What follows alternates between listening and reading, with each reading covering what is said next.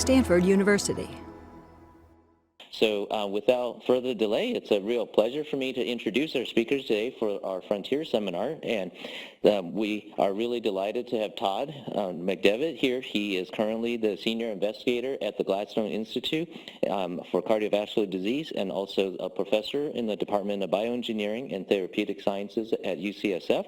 A little bit of background, he did his undergrad at Duke University, go Dukies, especially here in March.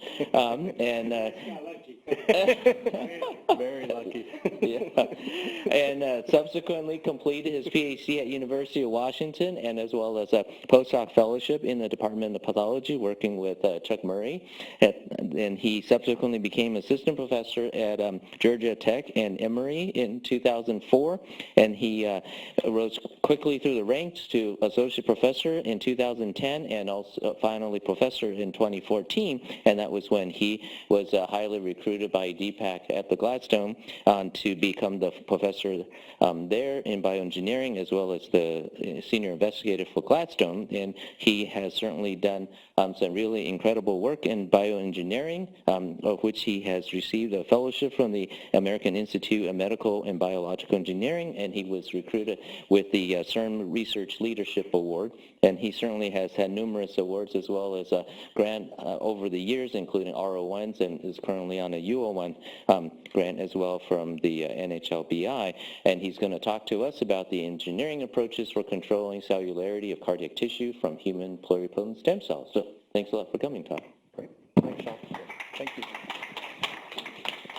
Well, thank you very much for the kind introduction, and thank you also for everybody being here today. Is that high enough on the?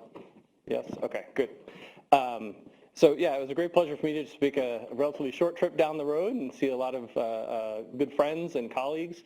And so I've geared this today, I'm going to focus on mostly unpublished work from our lab, some of these hopefully to be submitted or out there soon, and a couple of newer ideas that we are still trying to sort out. And so I wanted to share some of those because I think we welcome feedback and input on these as we're trying to sort of understand this. But they all focus around the central tenet of much of our work, which is really try to understand how we can control and direct stem cells towards tissue constructs that we can use for a variety of purposes. Most of our work is focused more for ex vivo applications at the moment. We could use these as new types of model systems, in particular to study aspects of physiology, but then also underlying mechanisms of the biology, and in particular really delve into and take advantage of the tremendous advances in technologies that have enabled us on multiple levels and platforms to really start to look at things at the single cell level. And so as we deconstruct these complex multicellular systems, can we really start to retain the resolution and understand these as a network, which is really how I often think of how tissues in general are functioning.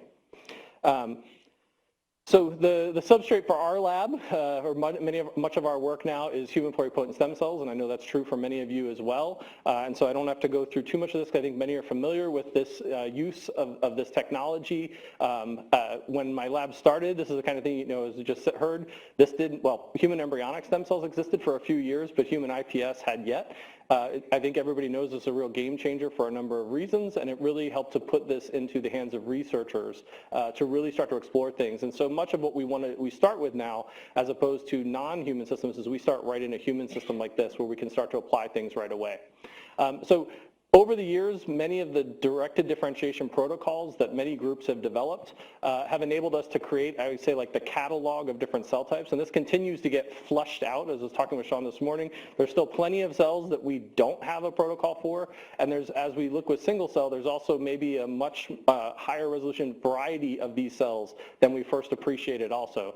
And so I think there's this constant refinement of this, but one of the things since the time I was a postdoc and first started to see phenomena like this that would occur sporadically at the time, was how could we start to think about this ability of the cells to not just undergo cell fate changes, but to actually do it in a context that started to mimic the structure and ultimately the function of nascent tissues in vitro. And so these types of aggregate spheroidal systems that we were working with, classically referred to as embroid bodies at the time, and now more commonly, maybe perhaps just a change in nomenclature, repopularized as organoids. But I think philosophically there's also been some major changes Originally, embryonic bodies were these thought to be uncontrolled systems where you just saw emergence of lots of different things at once. But a number of these examples that have populated the popular press for the last several years and continually increasingly being described demonstrate that with the directed protocols and conditions, oftentimes you can favor the emergence of these multiple cell types at once that give rise to structures or nascent putative tissue-like constructs that in some cases lend themselves to functional testing. So we're still at an early point of this, but I think that we're, in my opinion, past a proof of principle. But there's a number of different tissues and systems that would be of interest that we have yet to have the information about how to yield organoids yet. So my lab is interested across this spectrum, from starting with human pluripotent and looking at early cell fate commitment and organizational changes, or refer to these as sort of early developmental patterning decisions. These are really the stages at which cells where asymmetries first arise, and then it's a series of typically asymmetric cell fate decisions and that occur over time that ultimately start to lead to more differentiated tissues and structures. And so our lab over the past couple years has been interested, or had a longstanding interest in cardiac, but we've also found some interesting things I'll show today about the co-emergence of cardiac alongside of gut tissues within inside of some of these organoid systems and what that might mean. We've also, through an interesting sort of series of findings and studies, gotten very interested in, have soon to be submitted, we think, first reports of a hindbrain model that contains multiple neuronal cell types that comprise the neural circuitry that normally would control respiration.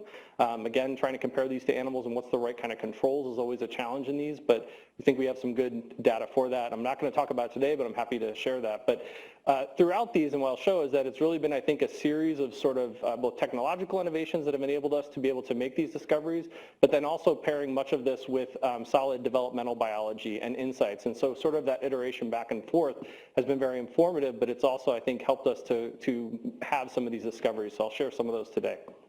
So I'm going to focus primarily on our cardiac work, mostly through our 3D microtissue first, and then how that arrived at some putative organoids. I use that very cautiously, as I said with people, and I'll show why in a second that I think that we should be careful with that label when we put it onto systems. And then if there's time permits, I'll watch the clock. I'll finish with something about some of our decellularized matrix, which is another way to look at sort of how do environmental effects impact cardiomyocyte development. So I start with this one in many of my talks, but nowadays I think it's important because to me there's sort of two parallel paths, and it's not to say that one is better or worse than another per se, other than that they lend themselves to different types of complementary sorts of questions that you can ask with one or the other. In the first approach, what I refer to as microtissue, or a classic sort of top-down approach, when you combine multiple differentiated cell types, whether they be from stem cells or other sources, you can control things such as at least your input cell ratios. You can in some cases do some cell engineering on those populations ahead of time, and you can have better sort of upfront control.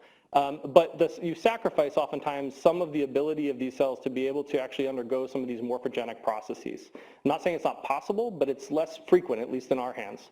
What's interesting from this, I would call bottom-up, more organotypic process, which parallels many of the ways in which development proceeds. You start from relatively small numbers of cells. They are heterogeneous in nature typically, or there's a progenitor source that can give rise to multiple cell types. But they undergo this seemingly sometimes magical self-directed process whereby under very, as I said before, simple sets of cues or conditions, the cells seemingly do much of the work in terms of the growth, the differentiation, but also this emergence of structure that oftentimes is what is first recognized as sort of a hallmark of early developmental sort of patterning. And then, as I said, in some cases this leads to a more complex structure function, but these two, much like iPS cells in general that tend to get stagnant at some point and don't fully mature, many of these organoid systems too, they show early nascent signs, but they rarely, if ever, go on to develop onto something that would be deemed very mature by at least a fully developed tissue standard. So I'm going to talk first about the work here where we focus for some time about how can we control cellularity and try to ask questions about this platform with a focus on structure, function, and phenotype. And then I'll show, as I said, some of this work more recently that we're still trying to dissect and understand about a nascent organoid type system. So this is really motivated, this first part of the work, by just the simple premise or the simple observation that most people have had. Anyone who's tried to make cardiac tissues of any size or form will typically tell you that if you start with high purity conditions or if you get just cardiomyocytes alone, that these will not form a stable tissue construct very well. And whether it's a contaminating population of non-myocytes from a batch of differentiated cells, or whether it's an intentionally introduced population, in almost all cases of the published literature, there's at least one stromal cell type typically involved, in some cases endothelial as well, or in parallel or in substitution for those. And so this brings up sort of, again, as we look at the earliest stages, and this is one of the early samples we've been able to obtain from a fetal 5-week human heart specimen, that there are non-myocytes present, even at the very earliest stages before you see much of any of the classic sort of defined cellular and tissue structure. So this at least implies by association, I guess, that there's the development of the heart is not just of cardiomyocytes, that there are these other cells that are intimately intermixed from the very earliest onset, basically, of the heart wall formation. So we were interested then in being able to look at characterized populations, or as best we could characterize some of these non-myocyte fractions, and start to ask more definitive questions as opposed to just out of convenience, what types of contributing factors might these cells be lending, how might they be actually impacting the phenotype of cardiomyocytes, and in a functional sense, how might they be an underlying part of affecting some of the physiological properties. So that's just summarized here because it's really, to best of our knowledge as we looked at it, has not really been characterized in much depth at all. But it's well recognized. So as I go through these, I'll break these up, as I said, into sort of an organization of structure, function, phenotype. This is sort of, I guess, a classic, almost material science sense of that structure and function being intimately related. But obviously also, with the advent of single-cell technologies, being able to really dissect these and look at phenotypic changes or shifts that might be occurring in individual cell populations or subsets of the cells. So then, as I said before, the long-term goal of this is to be able to try and use this information, which is a basic one, to try and come up with a better understanding of the system as a whole, and then be able to develop it for more advanced purposes of modeling. So just as by way of introduction, some of you or many of you have seen either this before from me or something similar. This is just to describe a very relatively simple and high throughput platform that we use for our microtissue formation, and a knockoff of this that we use for, or a similar premise that we use for making ring-like structures. But the basic premise is that we can micro-pattern or create a micro-topography in a deformable substrate, this soft PDMS material, and that we can then punch these out and actually just use these as inserts. So this is very similar to several of the commercially available technologies. It just happened that we developed this before they were commercially available and collaborated with some people that were the original inventors of these. The other thing this does is it enables us to be able to control the size of the wells as well as the number of wells we're filling. But what we simply can do is just by introducing a single cell suspension, be this of one cell type or a mixture of different cell types, we allow these to settle in the well, and then after basically an overnight incubation, these will typically self-assemble to form these spheroidal aggregates initially. And then the other thing that we do that is, I don't want to say not standard, but maybe less common, is that we culture them in this rotary orbital shaker for long periods of time. And this has enabled us to maintain at least the homogeneity of the starting population, the individual aggregates, because if you typically take these and put them under static conditions, they'll readily agglomerate. And so you lose all of that nice homogeneity you start with pretty quickly within a matter of a few days. And that we've, in past studies, have looked at how much noise that introduced to the biology of the system. So this has become sort of a standard platform we've used with a number of different cell types, including the cardiac myocytes mixed with stromal cells I'll show you today. But we've used this throughout in a series of studies for now more than like 12 years. So when we started these, we took a survey first of and it was even a little bit broader than this, of the most commonly used stromal cells or non-myocytes that were used and paired with cardiomyocytes, be they of mouse origin or neonatal or IPS or ES. And we started all of these with human IPS. So these are the standard palate check protocol with lactate purification. So typically our cardiomyocytes are after about 30 days of differentiation on average. And then what we had done is we introduced that into the same ratios, a 3-to-1 ratio of cardiomyocytes to each of these cell types. And you can see here the typical sorts of results that we would get out of these aggregation studies. So what forms aggregates readily and what doesn't. We can get something to form pretty much all the conditions, but you can tell, especially in these latter three, it was a little bit more consistent, at least in our hands and with these cell types. I show this one with the split one. We don't use any, I said we use lactate purification, and we typically will quantify by cytometry the purity of our populations. And what we found is this is sort of a fine line that anything less than about 10%, highly pure cultures of these will look like these. They don't really readily form or create stable aggregates. Whereas if it's cardiomyocytes alone, but it's slightly less pure, so on average about less than 90%, but still could be like 80%, then we'll tend to see aggregates form. So this has been an inconsistency in our hands that seems similar with what many of the published reports say, that again, there's sort of a minimal contribution, and we've done this in a systematic way, looking particularly with the cardiac fibroblasts, fetal and adult, and although we settled on about a 25% ratio here, typically again, we've seen that at 10% is sort of the cutoff. Anything less than that, and we don't see much, or we don't see the same kind of robustness of the aggregate formation. So for the purpose of the rest of this, I'm going to focus on these latter three where we had more consistency. You'll see in some of the controls and studies some of the work with the cardiomyocytes alone. But again, as I said, sometimes this was created problems when it just simply didn't form well in some of the batches. So these were the studies set out, and I'll use this as the overview, and I'll come back to this a couple times just to help orient. But we initially also started to look at this. There have been reports by others in Bursack and others in the field about differences potentially in fetal and adult cardiac fibroblasts. These are all primary, or these two are, sorry, are primary sourced. So this was from a commercially available as well. Some caveats about that because we don't know how long they were passaged per se before we obtained them. We know some of the donor information, whereas these endothelial cells were actually iPS derived, actually by a postdoc in Deepak's lab that shared these with us. So we would differentiate the cardiomyocytes ourselves. We obtained these from, as I said, someone on our floor, and then did a lot of characterization on these in our own hands, but these were from cell applications, was the primary source for most of these studies. And when we mix these again, like I showed a second ago, we could mix these at different ratios. We could see again that in this case, for example, we get some formation, but it's not as compact. You don't get that early compaction as we see with this, particularly the fibroblasts.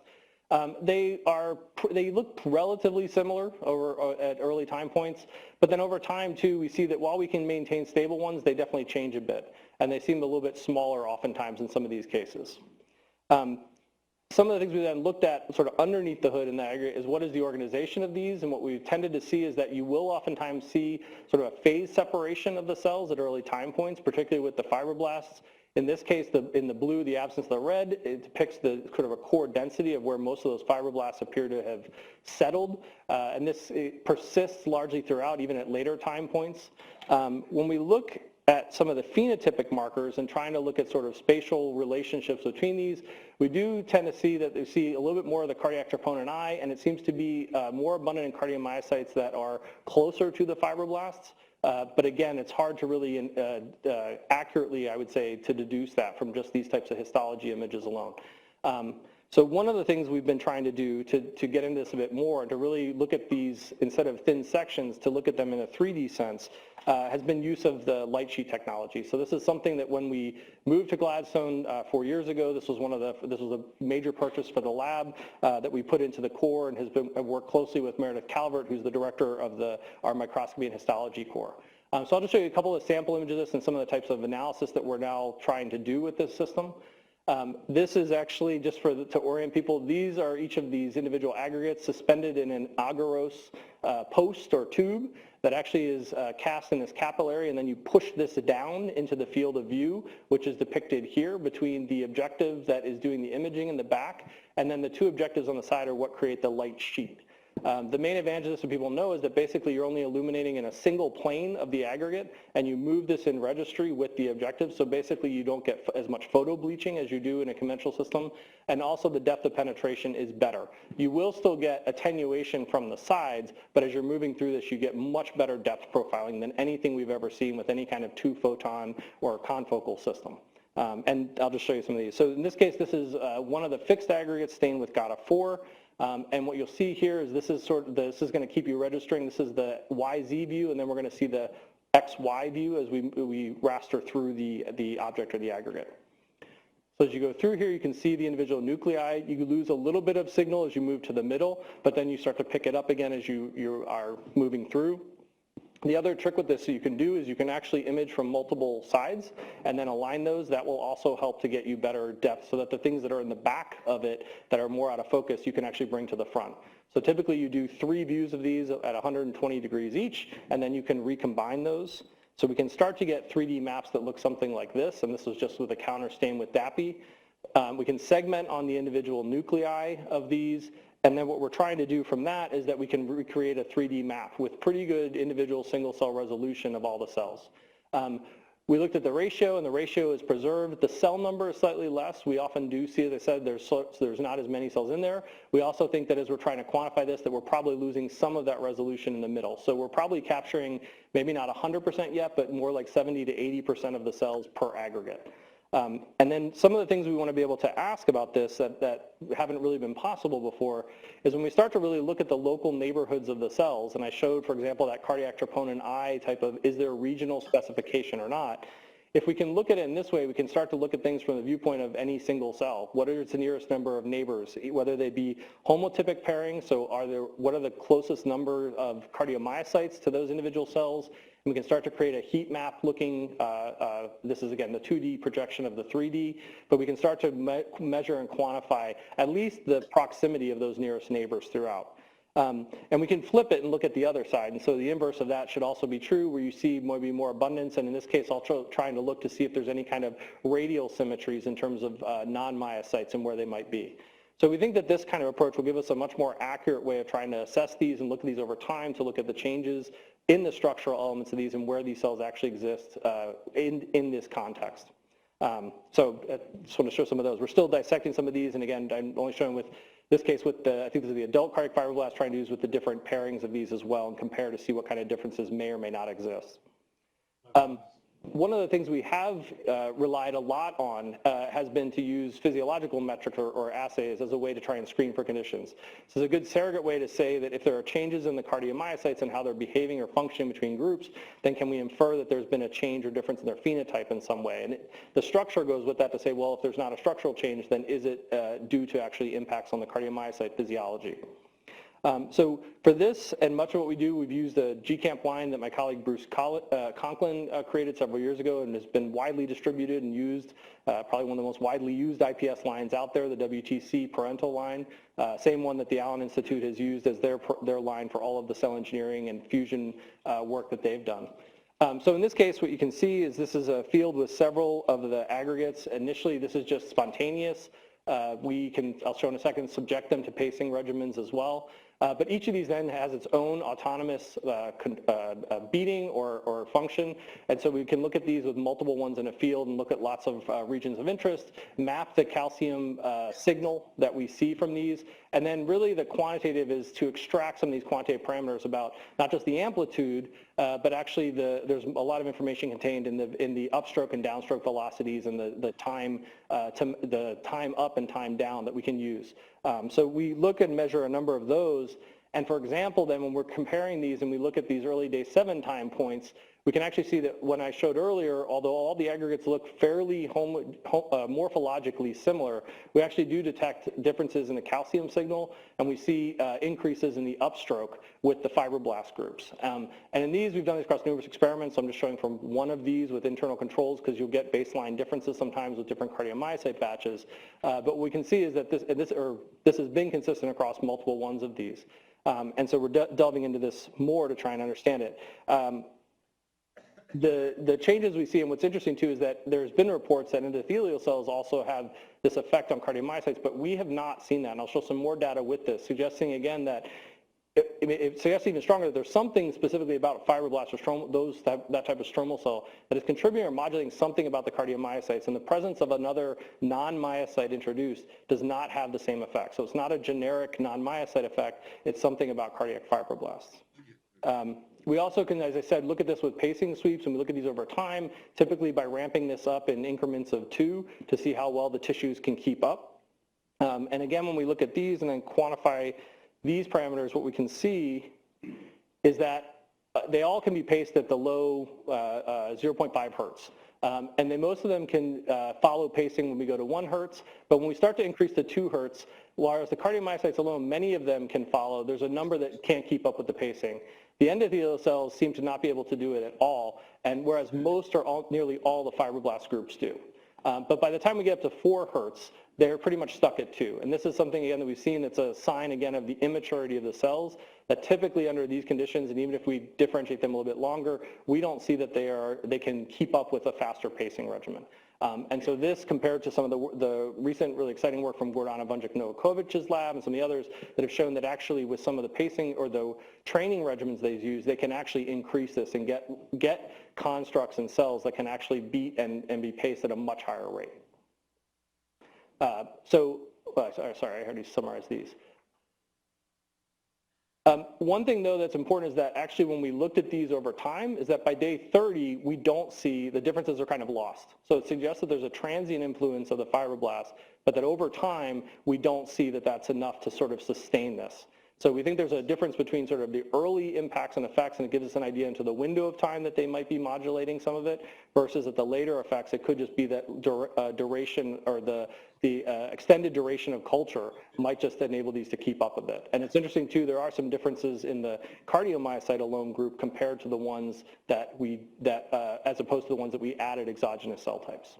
So we're still dissecting some of this or much of this information as well. To couple this, one of the things we've looked at actually is also looking at the single cell resolution of these with the GCAM signal. So we can image these live, not just fixed. We can't do pacing in this system because that would fry the electronics in the light sheet. But what you're looking at here is as we're scrolling through, each line is when there's a spontaneous pulse or wave of calcium, so you get that spike. But we can actually get decent resolution of individual cells throughout most of this. And again, you can't do it fast enough to get the whole thing at once. There are some ways to do 3D reconstruction of these over time. It's been published, for example, like with Drosophila, that you can actually do this and then basically use the pulses if it's rhythmic enough that you can actually reconstruct. So we're working on some of those to see if we can do this, but at least at a single plane, we can actually be peering inside some of these and see the individual cells and some of the paceability. We're limited mostly by this. This is the Zeiss commercially available Z1 system. This is mostly limited to by the camera speed. So it's a question of how fast can you keep up with it and how fast do you need to be sampling when you're taking these recordings. We were fortunate, I don't have it today, my postdoc was fortunate to actually be able to go to Genelia and use their new Symbiose system, the one that was used to do the whole mouse imaging one. That camera is much faster, and actually we were doing some dual calcium voltage recordings on that. So we've just figuring out how to transfer all that data back to our lab with an extra hard drive, and then we'll be able to start going through that, and we'll probably go back and do another round with them with that. But it suggests again that while this is commercially available sort of first generation, the advances in the newer systems that are coming out should be able to get a lot more information with these and have the temporal resolution to do sort of the true dynamics that these systems are capable or lend themselves to. One of the things we have started to do with this, just to give you a sense, is when we look at these, this is under low calcium conditions, so you're just seeing sort of low level waves of sort of the calcium firing, but we can start to go through and actually map individual cells or small ROIs. So we can do this as regional ones throughout. We're trying to do this with also some cell membrane ones, so you can identify the individual cells precisely, but you can get a pretty decent map of it just from these. And then we can get all of the individual traces that correspond to these individual ROIs. And one of the things then with that we can do is start to look at these almost like you would like in other high dimensional data sets, where you can actually then start to look for patterns. This is actually k-means clustering of the different patterns of these, and then take these and actually look for if there are, say, any anomalies. For the most part in these, they're fairly synchronous. It's a fairly interconnected network. We didn't have any perturbations to really disrupt it, but there's a small number of cells or a small number of traces, corresponding cells, on the bottom here, and when we look at these and map these back regionally, the idea is then could you pick up where there's regions that either lack that signal or are not in synchrony with the rest of it. And so we're going through a series of these to try to do this, but this would again give us the ability now to spatially map not just the bulk properties, which I showed are easy to capture, but actually to be able to go into the system and interrogate these, and along with the structural information, can we understand perhaps how some of the neighboring cells might be influencing, for example, at least the calcium handling properties in this kind of sense. So starting to just show how, again, we can start to bridge some of these and use these to get down, again, to single cell resolution on multiple levels. Now, the most maybe obvious for single cell resolution that I'm sure many here are familiar with, and I know I was talking with people earlier today, has been the use and the application of single cell RNA-Seq. We've done this again. One of the things that's very difficult in these kind of complex multicellular systems is you can't easily sort the cells back out from these systems. So if you want to study or ask questions about what are the changes in the cardiomyocytes specifically, traditionally it's been very hard because you would need to get rid of the other cells after combining them. The nice part of this, and I'll show in a second, is that we can let the power of the bioinformatics do that hard part of the cell sorting for us, and basically we can then use it to start to do internal comparisons between these and really dissect the heterogeneity and the phenotypic variation among some of our different experimental conditions. So this is, as many of you are probably familiar, one of these obnoxious t-SNE maps. So this is a multi-dimensional projection of basically each individual dot represents a single cell that was subjected to this, and underneath that cell, what's positioning it on this map view is basically its whole transcriptome. And so obviously that's such a high dimensional set that this is then basically compressed down into this view as just a way to try and visualize your entire data set. We're also, I don't have this one updated to the UMAP version, which is one that also will transform this a different way and can give you better inference about the spatial distance between clusters that can tell you how similar or different they really are. But in this case, for example, we have numerous clusters, nearly 20 clusters that are first identified by this. What we then can do is then use some biased information to try and identify, well, we know that we had cardiomyocytes, endothelial cells, and 2 different flavors of fibroblasts that went into this experiment. So where are they? And what we can do is use some markers for these to go back and look for enrichment in certain clusters. And when we do that, we can then basically get a map, a revised map, where we look at the identity of these, where the majority of the bulk of these are the cardiomyocytes, endothelial cells, you'll see in a second from 2 time points, and the cardiac fibroblasts all sort of sorting themselves out somewhat nicely. So this is sort of reassuring when you can see how they sort of, we didn't select these. This is based, again, upon that whole transcriptome information. I will note, this is something I just point out, like there are some gray ones, so full disclosure, these are ones we've jokingly referred to as either faceless cardiomyocytes. They come from the cardiac diffs. They have a mix or hodgepodge of things. They're not easy to classify by any single cell phenotype. So for some of the ones, I'll just point out, we didn't include those in subsequent data. They constitute a very small fraction, less than 2% of all of the cells in this data set. But because of that lack of identity of what it actually is, we didn't include it in subsequent downstream analysis. But it's something that we've talked to people that, again, this brings up that, is this a real cell type, or is this one of these IPS differentiation artifacts? And it could very well be. Are we creating cells that don't ever exist in real biology or in an organism? One of the powers of this then is when we have this, we can take this set, separate those 3 by essentially the colors, and analyze them individually. So now we can actually, again, ask a question about the differences in the cardiomyocytes that were paired with different groups and as a function of time. Similarly, we can do the same for the cardiac fibroblasts or for the endothelial cells. I'm just going to show some of the data, the subsequent data for the cardiomyocyte. The t-SNE looks different because when you recluster, now the comparisons are only based on cardiomyocyte expression, and so you lack that contrast with those other 2 cell types. So the t-SNE will be different. And this is actually an important point because actually as you make some of the comparisons between, if you do it based on this, you don't necessarily get quite the same information that you get when you do this. So this is, we found to be, at least in practice, a relatively important step to segment out if your question is about the subsets of cells you're actually trying to characterize.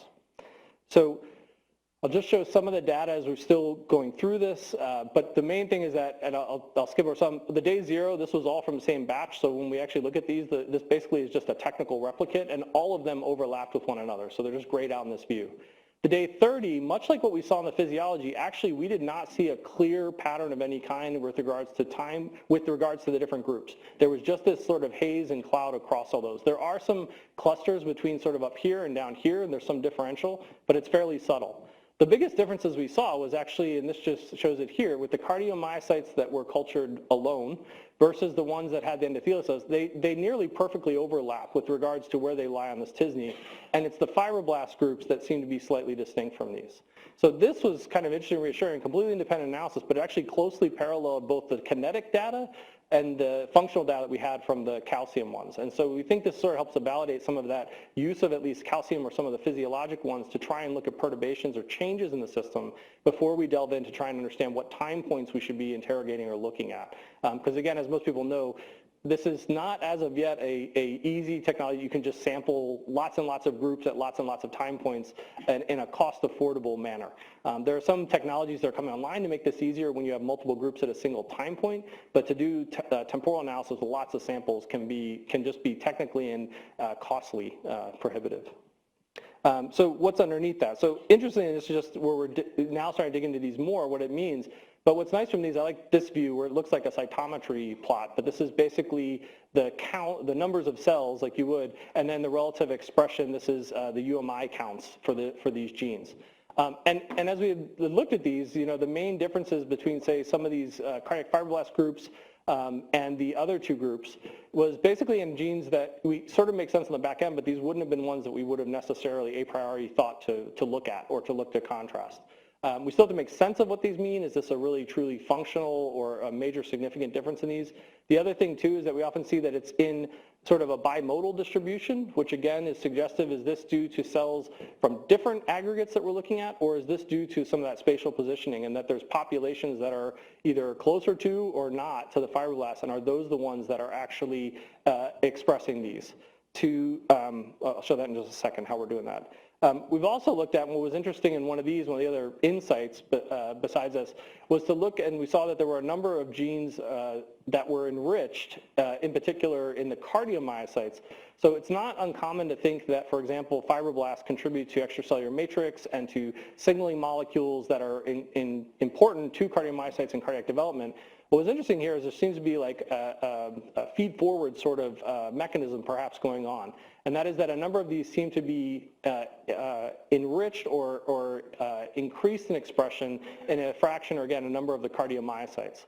So that might also be an interesting one to tell us about how there might be crosstalk in the system, and cardiomyocytes might be contributing more to their environment than we normally think of, at least from sort of classic developmental sort of principles, and even what we have looked at. So. And then the final part of this that we're starting to bring it back is to use things like RNA-Scope to try and go back in and look at some of these spatial relationships. So right now these really have just been to validate. We haven't really been able to go back through and do this well yet with the aggregates so that we can do some of that spatial mapping and with some of the phenotypic markers. So we're working towards that. But it does validate at least that some of these expression differences that we've seen, and as we've been looking at the various controls and such, that it does seem to be that there actually is enrichment, and now we just want to try and look at the spatial proximity or the relationships of these as well. So that's to give you kind of an overview of how we've been approaching these on these three fronts to try and really bring a higher resolution sort of analysis and thinking to these, and how we're iteratively starting to get there. Arguably, again, like the single cell, I think has been really illuminating to help tell us maybe what kinds of targets and things we should be looking at. I want to then flip gears for a second and talk about something, as I alluded to earlier, this organoid type of modeling, and how do we get at this. So clearly, again, we've been interested in many groups would be how could you start to get the co-emergence of these so that we wouldn't have to necessarily put all the cells together, but could we actually get them to sort of seemingly spontaneously, but simultaneously co-emerge within an existing system. So this admittedly started as a series of controls in a completely different set of experiments. We were doing some aggregates, and one of my graduate student at the time, visiting graduate student from Portugal, who's now a postdoc with the lab, was doing some controls just looking at these. And we always noticed that you would largely get cardiomyocytes even from these aggregates she would form. So she would start with the classic differentiation protocol at day 5, so sort of right at the transition point when they're cardiac mesoderm specified, but it's still a mixture of cells. She would aggregate these because this is what she was doing for some other seeding studies. And then when she would look at these, they were largely cardiomyocytes, but there were some non-myocytes clearly present as well. Not surprising, I think anyone's done this. But the question was, could you try to increase or manipulate the cellular complexity? So one of the things she did was actually just took some of the information from the epicardial differentiation. She had some nascent signs about some cells that appear to be TBX18, an epicardial marker positive on the exterior, and she thought, well, maybe if I expose into conditions that have been published, in particular the ascorbic acid-containing media, there are some differences also, though I should mention, in calcium concentration within these media as well. That we started to see differences in the organization and structure of these. And when she did these head-to-head with the conventional high or insulin-containing medium, the RPMI, versus the ascorbic acid, the first thing you saw was that these were these sort of, again, seemingly somewhat basic, simple aggregates, but within the first 30 days, even as early as 15 to 20 days, you start seeing different morphologies that were emerging on the inside of these spheroidal structures. And when we looked at these, actually, video sometimes plays a little too fast. Oh, there. Even in the sort of calcium waves, this is sped up, I think, a little bit because it seems slower to me. There were differences in sort of what we would say, oh no, this is the right speed now. There were just differences that appear by eye. And this is, again, that we had done so many recordings of these types of samples that were similar to the ones I had shown you were sort of forced aggregated earlier, that this just looked different. And when we look closer at the structure, again, we were seeing that there was this core of cardiomyocytes was oftentimes much larger than what we saw in the case of the ones in the insulin-containing media. And if we look closely again, we can see the TBX18 around the outside with this layer of non-myocytes that sort of surrounded between the two layers. And when she took these out longer, you could start to see again that they had grown even further by 60 days with, again, these cardiac regions. This is, again, the region that was GCAMP positive, at least, I don't have the video here, versus these outside structures I'll show in a second. And by 90 days and longer, they just keep growing and growing. So if we take sort of a cross-section of the measure of these, there's this period over the first 2 months where there's growth that's largely attributed to sort of this cardiac core region, but then this other part takes off. And this was sort of, again, a mystery. It's like, what is going on? I'll point these out. These are like several millimeters in size. And there's no perfusion in this. This is the same rotary culture system I was just showing you. No magic other media additives or anything. And these are the ones, if you just look by eye, like this is actually close to the 1-year anniversary of these in lab. So we've had some of these going over a year since some of the earliest batches, and they're still viable. They tend to slow down in their beating activity, which we think is, again, potentially a sign of if we pace them, they'll come back. So it's not that the cardiomyocytes are not there, but it may be suggestive of a more mature phenotype where they don't exhibit as much of a readily autonomous, spontaneous pacing ability or beating ability. We've also seen in these, this one's a little hard to digest, if we look at the early time points, we do see some differences in the amplitude of some of the calcium signal. They don't really pace very well again, maybe up to about 1 to 2 hertz. But if you look at this top line here, actually in the later time points, these are keeping up with pacing much better than what we saw before, and in any of our earlier or other time points. So this again is sort of a putative sign of some level of maturation or difference, at least in the cardiomyocytes, to what we've conventionally seen in other cases. And so, as I said, I think we've got some now at the 100 or the day 365 time point as well. But these have been interrogated throughout this time course with a focus on mostly that first 60 to 100 days. The other things that stood out to us, so this one was still, I think, to me, one of the ones that was most sort of shocking. For those that have done, and I know there's many here, differentiation of these, and at least when we've done them as our aggregate model and then replated them, this was the difference when she just dissociated a number of these and replated just to do some imaging and morphological analysis. And when I saw this one, this looked obviously quite different and looked more like almost when you take a early heart and dissociate these and plate these out. And when we zoom in and look at this, while you see some sarcomeric structure maze, oftentimes you get this pancake flattened sort of appearance of the immature cardiomyocytes when they first attach. But the ones coming out of the ascorbic acid-related conditions and these larger ones, they all exhibit much more of a rod shape like, they all have a much more mature or defined sarcomere structure.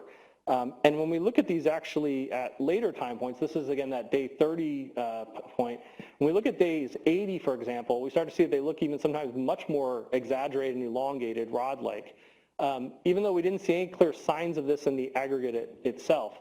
And by the time you get to the much later time points, there's a large number of non-myocytes present, so much like when you try to take a mature heart and plate it out, all the non-myocytes attach, and your mature cardiomyocytes will not readily attach. We get some clumps of some things, but we don't get much of the cells to be able to really attach in a culture setting. So we're going back and looking at this and trying to just isolate the cells with some other dissociation techniques. This was normally just used with trypsin, but we're trying some of the other ones that you would use for actually more tissue-like dissociations.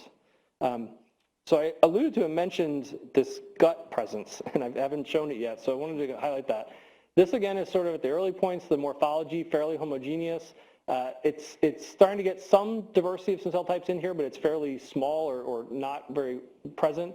Again, this is that region that's cardiac with this myxoid-like stroma, as a or pathology friend of mine diagnosed it, or I asked him what this is.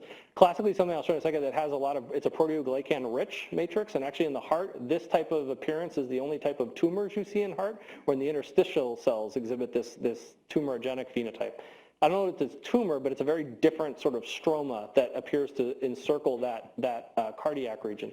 And then over time, then you can really start to see this clear emergence of at first we only we knew it to be epithelial. I'm not showing here, but we've done single cell analysis, and actually we know this is definitive gut. And in this region here would be the cardiac. I'm not showing I'll show staining in a second. This is actually enteric smooth muscle, and we know that as well from some of the single cell data. So when we characterize these, we could see these different features and look these under the HiMag. She's also done some matrix staining for these, and again, we can see under these that when you look at some of these regions, you can see proteoglycan-rich sort of at that interface between the outer cells that were TBX18 positive and in this nascent cardiomyocyte-rich region. This again is with that stroma-rich region, and then again, this identifies some of the goblet cells with this rich mucin development that's adjacent to it. So interesting sort of features. She's also done this looking with cardiac markers at the organization of these. We see, again, immature cardiomyocytes will also express sarcomeric or smooth muscle actin at early time points. We see that this core of the cardiomyocytes persists throughout, sort of gets pushed out to the edge at later time points and sort of forms a curve in this structure. We also see actually after about 2 months or so, you'll start to see the emergence of endothelial cells, and they only appear to be within the cardiac regions. We don't see a real vasculature, and we don't see a ton of them, but they only seem to stain and be present within the regions where the cardiomyocytes, the core of that cardiomyocyte tissue is.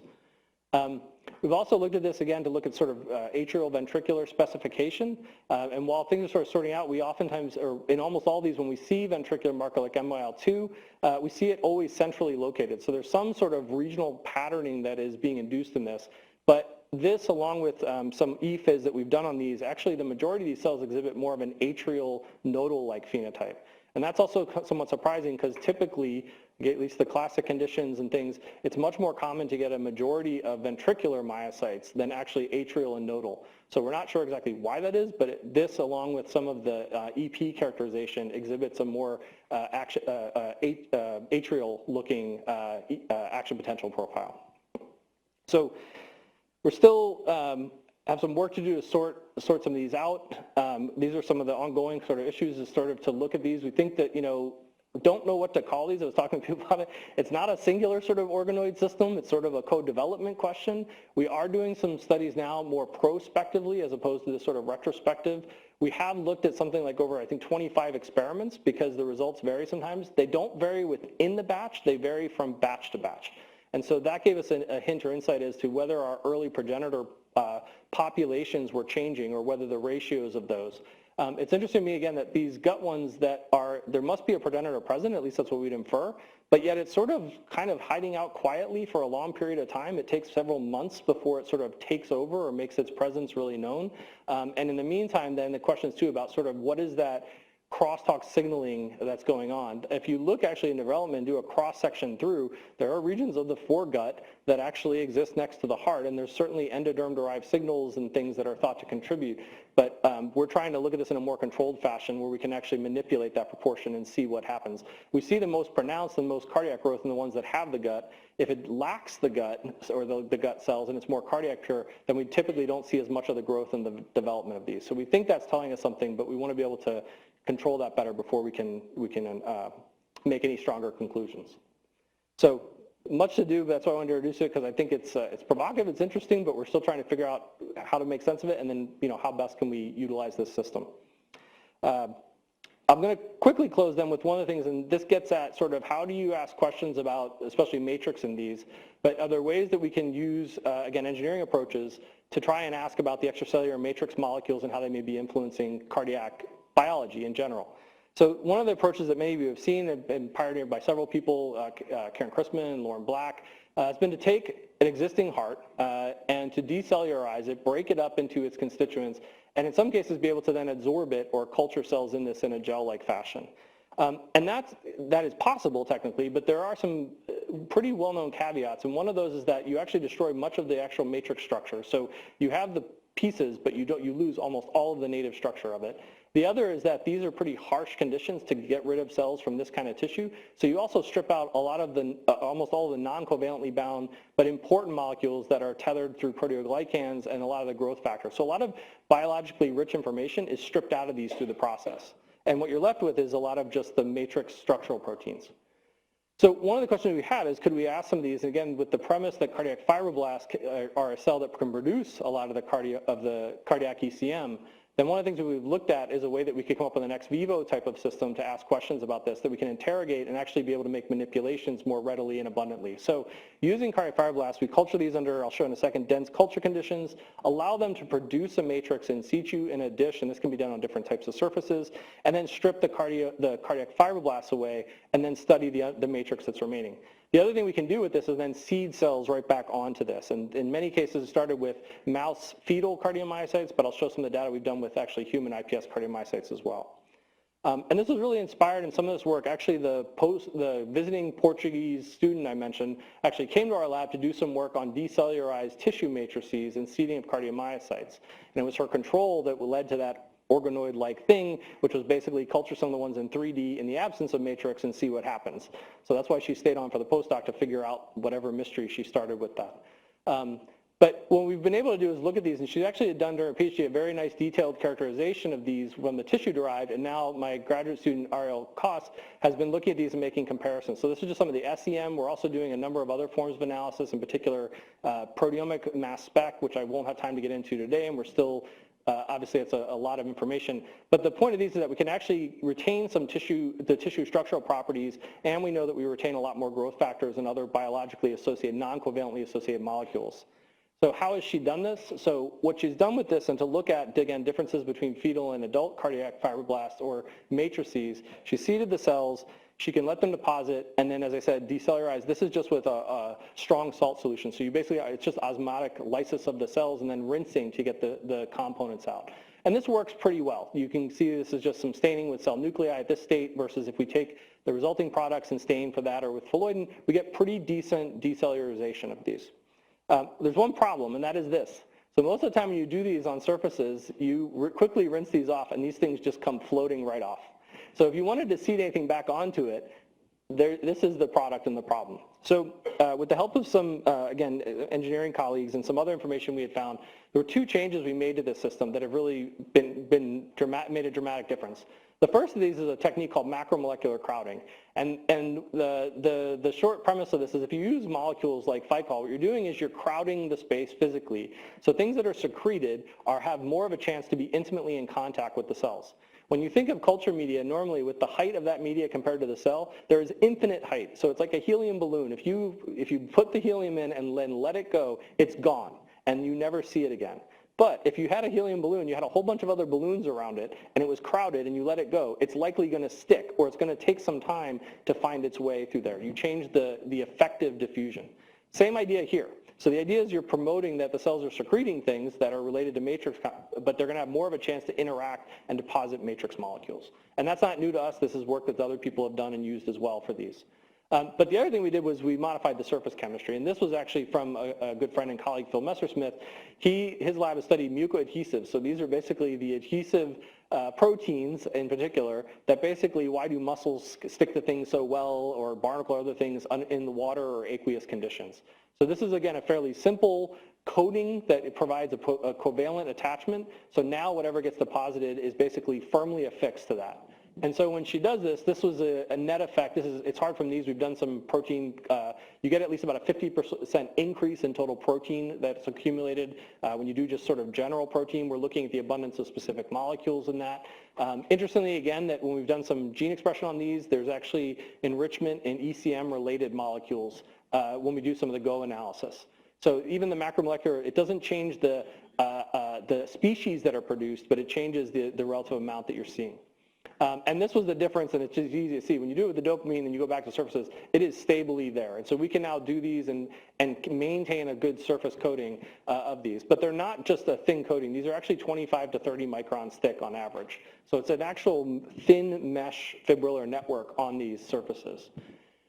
The other thing that was interesting we found from these that has been just a fortuitous benefit, I guess, is the difference between mouse and human. When you culture under these high density conditions, you get rich matrix to form, but the human fibroblasts that we've used tend to align and compact in this manner. And this is, I guess, not unique. Other people have seen this with dermal fibroblasts under high density culture conditions as well. So one of the things nice is you get this organization alignment. The question is, does that result in an organized matrix? And the easiest way to see it is actually when you seed cells onto it, it does. So a lot of work, and many people know you can go into trying to pattern these things and come up with it, and there's good use of those from micro fabrication topologies. It's actually what I did my PhD on long time ago, was to pattern cardiomyocytes. But in this case, we actually can just use the matrix and the topographic and the organizational cues of the fibrillar matrix to align these. And we've looked at other things too, cellular alignment, desmoplakin, and some of those. I think one of the striking things when you see from these is actually here. So again, when you even look at contractility across these, because they're more aligned, you get a more axial contractile activity of these. And this, if you compare it to sort of just the surface coating gelatin, matrigel or gelatin, you can also get a sense that they're embedded in something. It's more of an elastic-rich matrix because it's attached to the bottom, but they're actually encased within this. And we have confocal movies to show sort of how matrix is all the way around the cell, at least on 3 of the sides, and it's not just sitting on top of it. So questions that RL's trying to ask with this, summarize here, is one of those being, especially with fetal and adult, is the question has been, are there components that, or are there differences between these matrices that actually can influence cardiac proliferation? So she looked at this number of ways using this decellularization. When she looks at fetal mouse cardiomyocytes, she isolates, we do see typically about this 20 to 40% enrichment in proliferation of the cells short term. I should take that back. EDU positive cells. We are still looking at this more closely to look for if this actually results in cell divisions. But we do see an increase in DNA synthesis on these, on the fetal matrices. There's still some, but it's less with neonatal, so if you wait until post-birth, but this again is known because the general proliferative ability of that population is much less compared to at earlier stages. This is, she varies it sometimes between E13 and E15, so this is probably on the earlier side of that. But she can also do some interesting studies where we can do cross comparisons between the fetal mouse and cardiomyocytes and the IPS cardiomyocytes, so she's done that. And just generally speaking, it's been pretty consistent across when we look at different cell types or with different matrices. So this is that mouse-on-mouse data. This is the human-on-human data. Similar when we look at the mouse-on-human data. And then it's really just in this one with the human mouse, the human cardiomyocyte on the mouse. This suggests almost maybe an active inhibitory component of some of these matrices. So we're using this now, as I said, not just to do screening of sort of the conditions, but we're actually doing pooled knockdown screens in the fibroblasts, so we can actually go through and selectively knock down individual molecules or pooled approaches first, and then go back and look at those that actually exhibit changes in the proliferative index or the EDU uptake of those. And a number of other studies look at these as well. So this is one of the parts where, again, we can kind of pair ours to look at sort of from a matrix engineering side, what are some of the factors and cues that can be influencing this, and could we use that then to also influence in our cardiac tissue constructs?